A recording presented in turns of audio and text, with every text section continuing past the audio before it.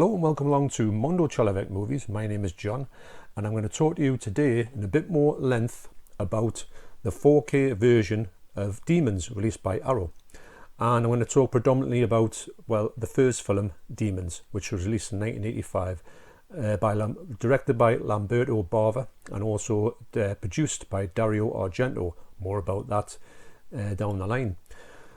So I've watched everything on this disc, the first disc, and I must admit I'm blown away by it, but I want to go a little bit more into some technical details which I missed off on my previous unboxing video, which I'll link down below. And I want to talk and just a few things that I found out about the presentation, maybe have a bit of a deep dive into this and go into a bit more technical details. I know this is out of print at the minute, unfortunately, but if you are going to get it down the line, or you might hold out for the standard version, which has got to be a regular version of this coming out on 4K. I think that these technical things would stand up for that one as well, although the packaging on this one is extraordinary. You won't get that there, but you may get a few things. I know the thing that you won't get is the thing that I'm really impressed with, probably the thing I'm most impressed with this release, is this. This is the ticket that's featured in the film. This is the one that's handed out to the two girls, or one girl, by Michelle Suavi, and it's a faithful replication of it, actually, because I thought this is a bit big, but when I've seen the film again, because I hadn't seen the film for quite a while, which I'll go into more about that in a minute, this is probably, well, it's exactly like it. So this is the first thing I've got in a sort of extras bonus thing, which is just absolutely just blows you away to have this actual physical ticket. It's one of my favorite things. I'm going to say, if anyone says what's some of your favorite things in your collection, this is going to be in it. It's just absolutely amazing little bit of part of this film. So today it's the first film, Demons, that I'm going to talk about. And this movie, the short story is, this movie has never looked so good. It's just absolutely, it's a brand new restoration. The previous one that was available on the Blu-ray by Arrow, it's a decent one. I'll not say it's a great one, it's decent, but this is a 2012 Blu-ray, so a lot of things have happened in them since them days. Also the advent of 4K as well, which is just taking this film to a different level. I always thought that Demons, because I saw it on VHS a million times, and I've saw it on DVD, which wasn't a great copy on the DVD. The Arrow Blu-ray was a little bit lackluster. I always thought it was one of them films that just will not look that good, but when it's come out in the 4K, it just looks absolutely unreal. The colours in it, I've got to say the HDR is probably the star of the show in this one. The colours in it are just so vibrant. In fact, even in the opening credits, which has always been white credits, on the 4K you can see it's got a tinge of pink around the outside, which I haven't really noticed before. In fact, there's a lot of things in this film that I've never noticed before. Predominantly with Dario Argento being on board, who was also a co-writer of this film and a producer. He must have had something to do with the lighting in this film, because there's very much Argento touches when it comes to lighting. There's lots of big strong red lights and blue lights and green lights, which is very reminiscent of Suspiria. And it seems, in a way, unless Lamberto Bava has listened to the maestro on this, he might have had a sort of helping hand with that, the lighting setup, because it's just screaming Argento in this film.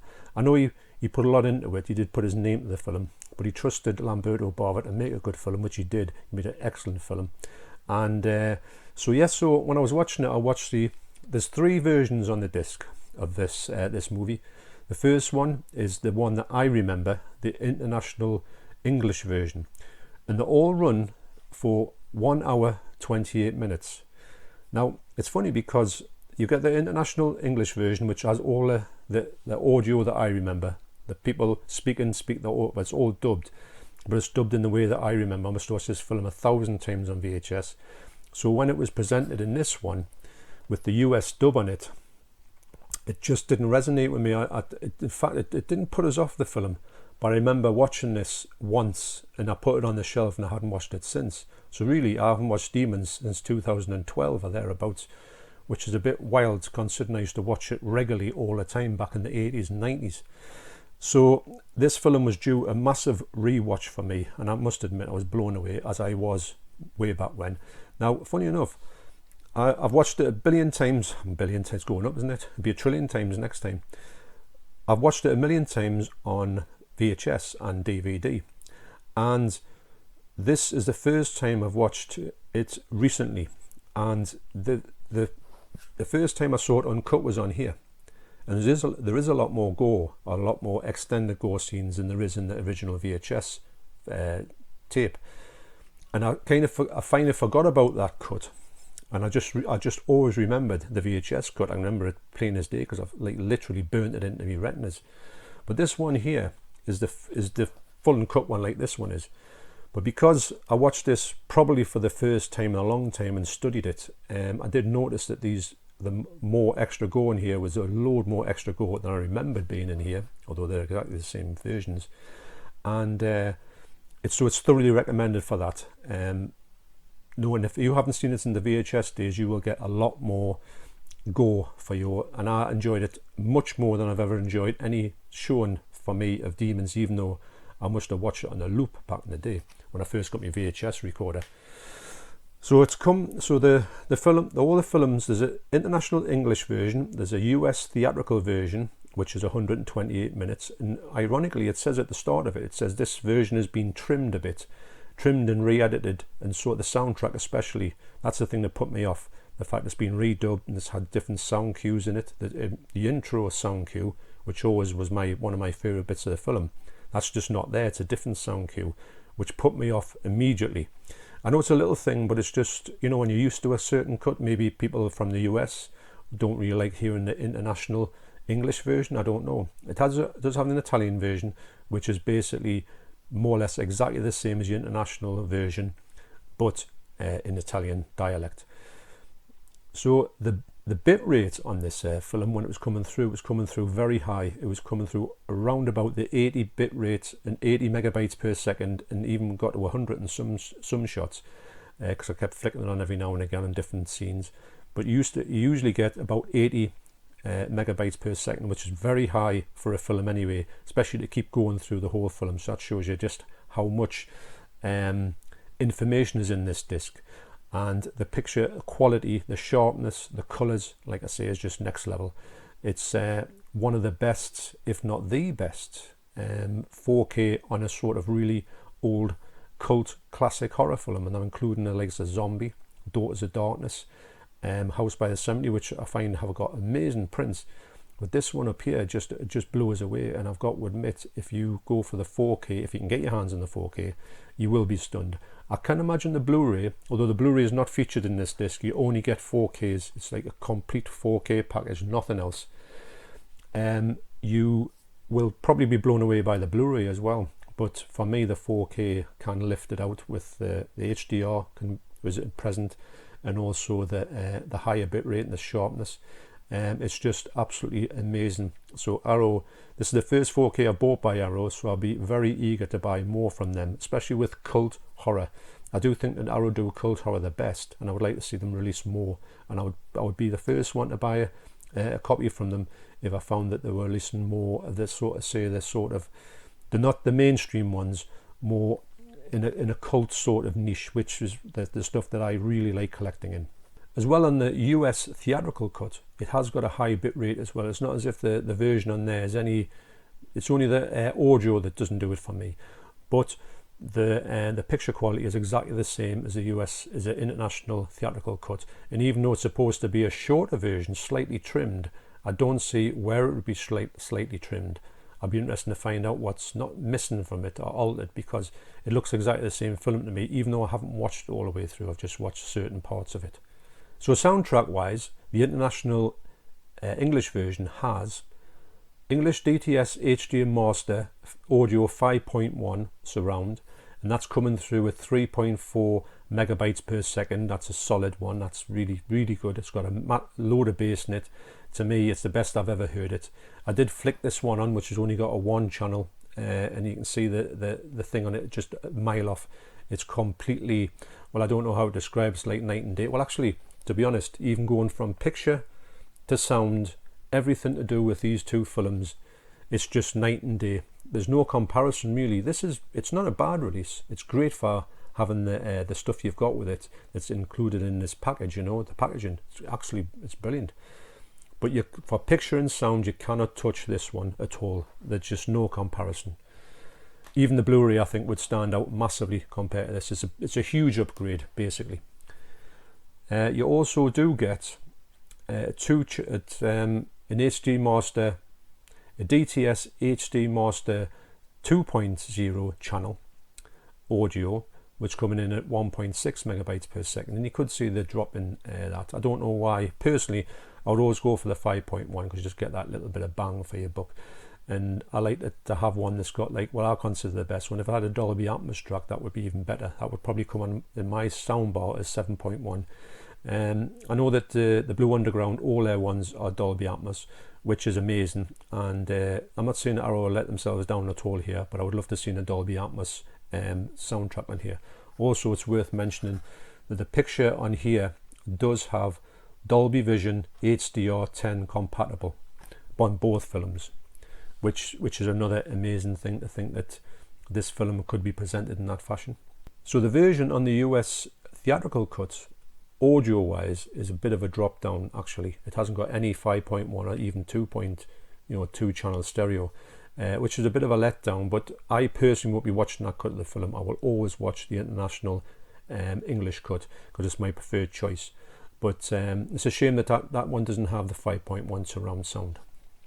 So extras wise, you do have a 27-minute documentary which is called Produced by Argento, and this will take you through a sort of journey on what Dario Argento produced, and it tells you about his history of producing other things apart from Demons. Also Demons 2 he produced, and it tells you a little bit behind the scenes why that was all about. It's like a video essay, and it's quite good actually. I really enjoyed that one, and I was interested in finding out Dario Argento's views on producing films as opposed to directing them. And apparently, according to this documentary, he didn't like producing films, but he has produced some great films have been attached to them, so that's an excellent thing to have in your if you can do that. And I do think he's done it well, although he says in this documentary he does not like doing it. So also you have 3 archival featurettes, and these are ported over from this release. Now the first one is called, on this release, it's called Dario's Demon Days, and it's also called Dario's Demon Origins on this disc, but it's exactly the same featurette. And it tells you a little bit about how he became. It's got an interview with Dario Argento, and it's got a thing where he talks about how he got involved with the making of Demons and what he put into that, and also talks a little about Demons 2 as well, saying he thought that Demons 1 was very easy to make, but Demons 2 was a lot harder. You would probably think it was the other way around, although he does say that Demons is the best of the two, and Demons 2 was kind of rushed a little bit, but that's just the way it is. Sometimes if you get a hit, they do want you to make one. Well, I think they made Demons 2 more or less exactly as when Demons 1 had finished. They started with Demons 2 because they knew we were onto a winner, or the releasing company did, so they probably were pressurized a little bit to make a follow-up. Maybe that's why it was a little bit rushed, and it was a bit harder to sort of write. It's like a difficult second album, isn't it, I suppose. So also you have a 10-minute featurette called Defining an Era in Music. Now this is an interview with the composer of this film on the soundtrack, Claudio Simonetti, who also did Suspiria and Deep Red. And he explains how this movie is it's very much of its time. It's a 1985 film, so it's got a 1985 soundtrack. It does scream out middle 80s. It's kind of he said, in a way, when he looks at a film from a certain genre or a certain era, he would say that Suspiria sounds very different to Deep Red because he was told to make them differently, but they don't sound anything like the stuff that was made in 1985 because they didn't have any of the technology that was released in 1985, keyboard wise or sound or emulators or all that type of thing, which is probably very different to what's available now. So the soundtrack was of 85. He did like the fact it was from 1985 and sounded like from 1985. It's a bit of like a time capsule. and he was very pleased to think that that was of its time, as the other ones are. He doesn't feel not embarrassed about the fact that it's very 80s. In fact, he embraces it, which is quite a good thing for him to hear. So I really enjoyed that one. And lastly, there's a featurette that's 11 minutes long called Spatter Spaghetti Style. And this is an interview with Luigi Cosi, and he talks about just Italian horror in a general sort of overview. And he talks about different things. He talks about early Giallo, and he mentioned a film called I Vampiri, which is an absolutely brilliant film, which is found as an extra on the Arrow release of Black Sunday. I do urge anybody who's got Black Sunday and hasn't checked out I Vampiri to watch it.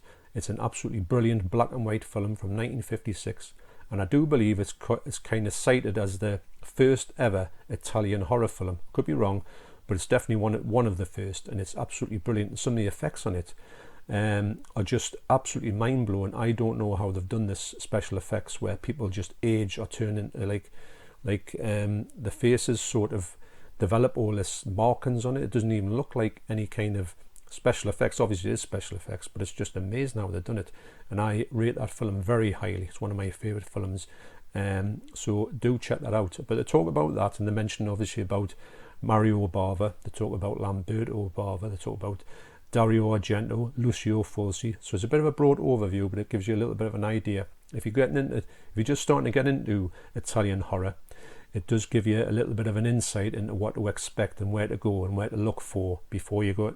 You can go into the classics or the classic directors before you go into the sort of outskirts of ones where you go into the other ones which aren't as good, but they are good in their own way.